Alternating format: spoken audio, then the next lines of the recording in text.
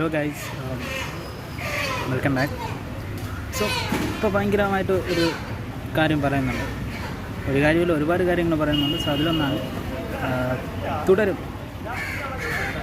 അന്യായ പടമാണ്. അന്യായ പടം എന്ന് വെച്ചാൽ ഗൈസ് അന്യായ പടമാണ്. സോ ദൃശ്യം കടത്തി വെട്ടുന്ന ലെവൽ പടമാണ്, അല്ലെങ്കിൽ ദൃശ്യം മാറി നിൽക്കും എന്നൊക്കെ പറയുന്നുണ്ട്.